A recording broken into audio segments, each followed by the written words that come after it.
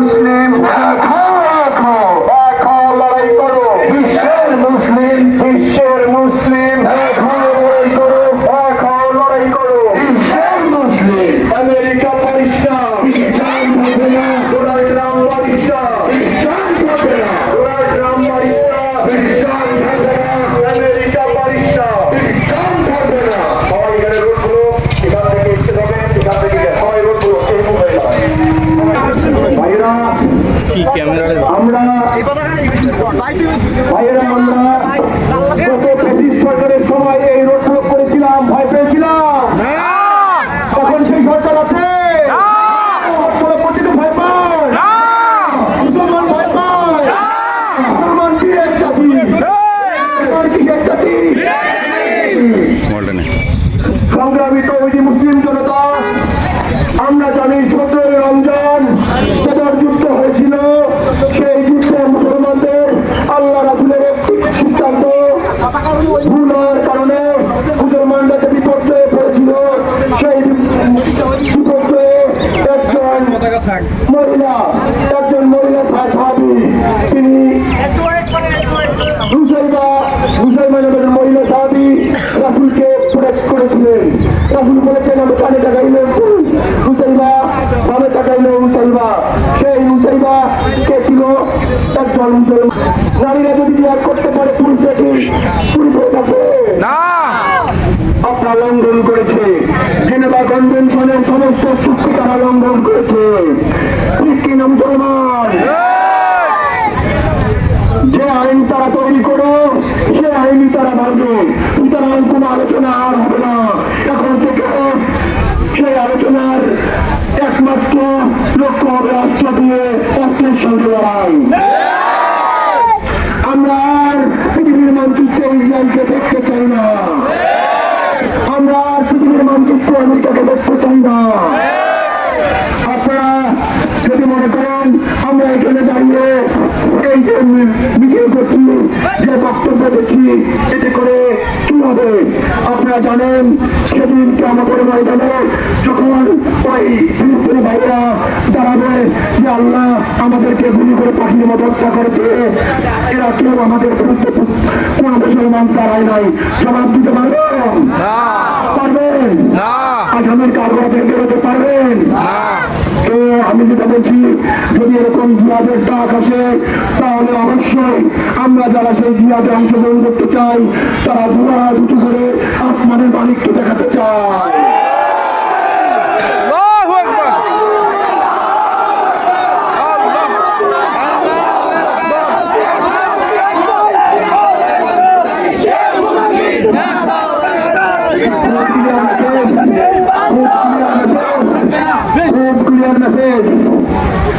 বাংলাদেশ সেনাবাহিনী জাতিসংঘের, France, America এবং ইন্ডিয়া, চাইনিজদের চেয়ে অনেক ট্রেনিং এ এগিয়ে, কিন্তু আমাদের সেরকম অস্ত্র সরঞ্জাম নেই।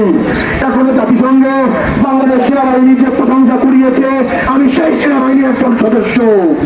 যদি এরকম যুদ্ধটা ডাক আসে, আমি আসান আপনাদের শুধু রণকৌশলে সজ্জিত করবো না, রণকৌশল রাষ্ট্র প্রশিক্ষণে আমি এমনভাবে প্রশিক্ষিত করবো ইসরায়েল বাহিনী আপনাদেরকে আজরাইল মনে করে তাদের পক্ষ দেশ পেছনে পড়িয়ে কুটতেজ দেখিয়ে সেখান থেকে পলায়ন করবে ইনশাআল্লাহ। আসসালামু আলাইকুম ওয়া রাহমাতুল্লাহি ওয়া বারাকাতুহু। Today I would like to deliver my speech in English to inform the leaders of UN and OIC. Donald Trump, look after yourself, your face, your ears, your states like Los Angeles, Las Vegas, Mississippi, California. Listen to the peaceful voice of your country and the Muslim world. Don't handle over or think about the Middle East peace and happiness.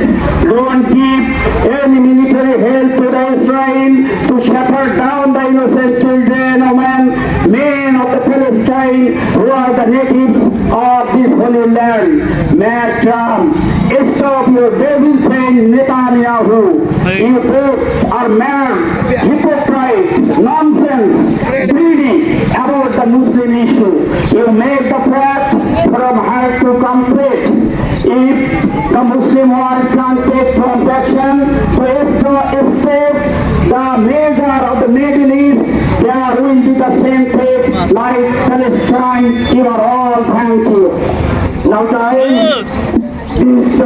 speech of saying, Big Boss, love you.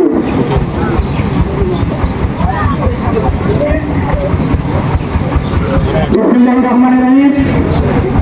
সম্মানিত মুসলিমবৃন্দ, আসসালামু আলাইকুম। আপনারা কেমন আছেন?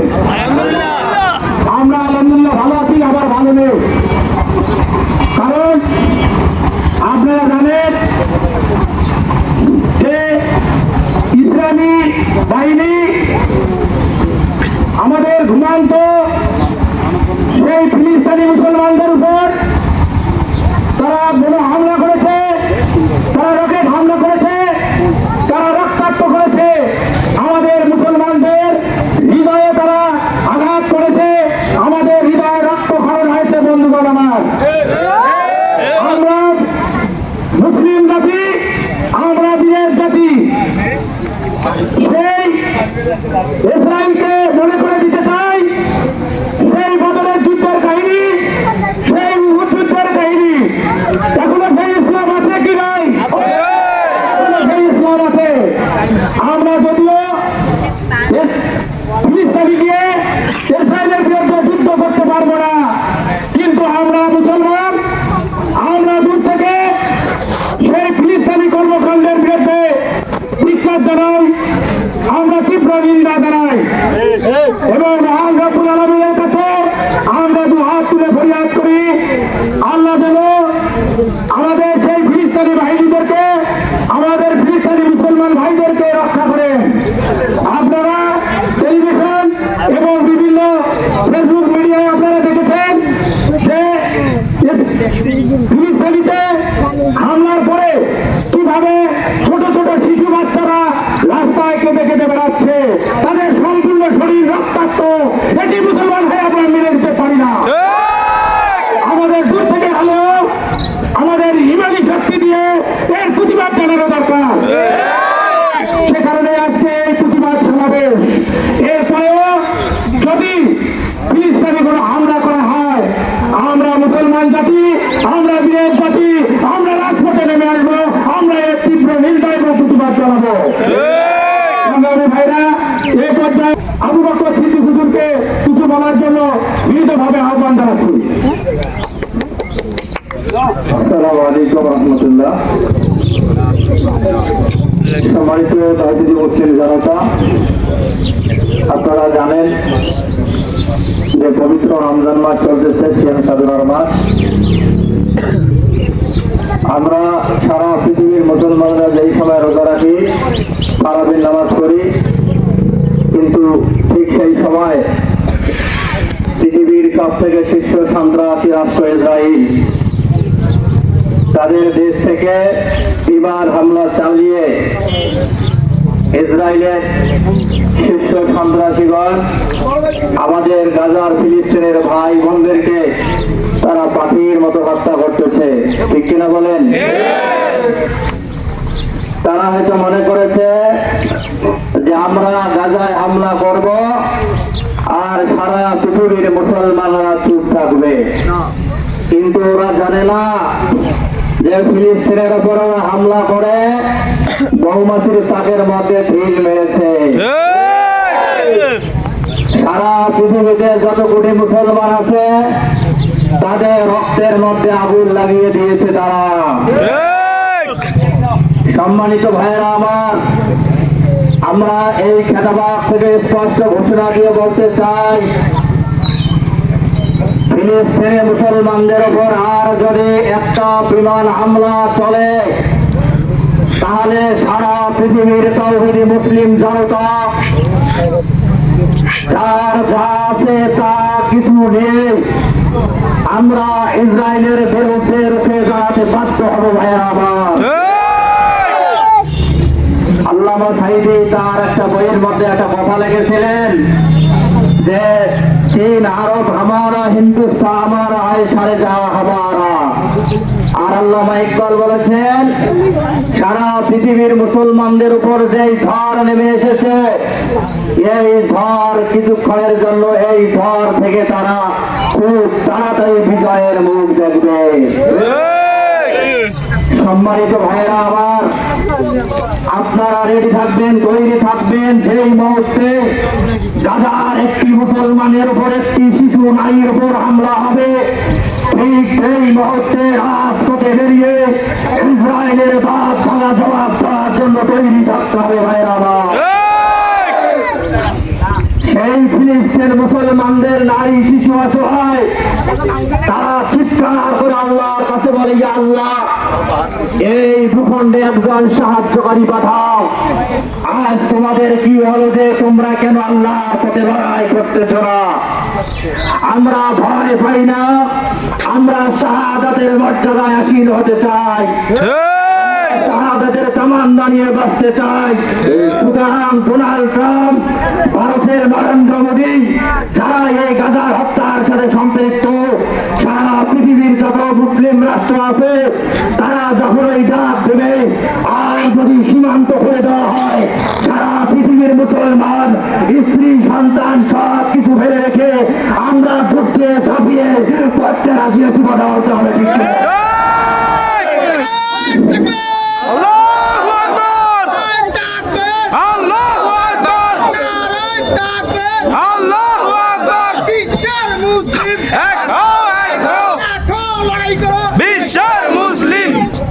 সম্মানিত ভাইরা আমার, অনেক মুসলিম রাষ্ট্র আছে, তারা কথা বলে না, তারা চুপ থাকে।